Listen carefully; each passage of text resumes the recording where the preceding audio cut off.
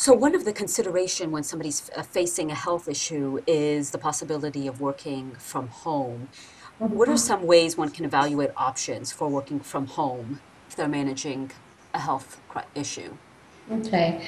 If self-employment becomes an option or a necessity, I mean, some people did have a business and got sick. I mean, there's a lot of people in that situation. But if you're reevaluating or looking at it for the first time, I encourage people to, before looking at the business, how am I going to make money, is to take the opportunity, and I think this may happen naturally, it can happen naturally, but to look at the new normal, what I call the new normal. So, and it can be such questions as reevaluating your values, looking at your skills, thinking about your lifestyle needs, which can be, there's financial, there's the recognition of how many hours you're actually available to work, want to work.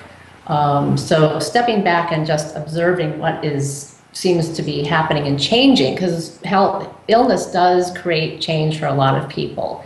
And once you have a sense of kind of a grounding in those things, values, lifestyle needs, and a reassessment of your skills, which people can actually, there are a lot of questions in chapter 2 of the book to answer those questions, then you can actually, that's when I think it's a good time to then look at, well, what could the business be?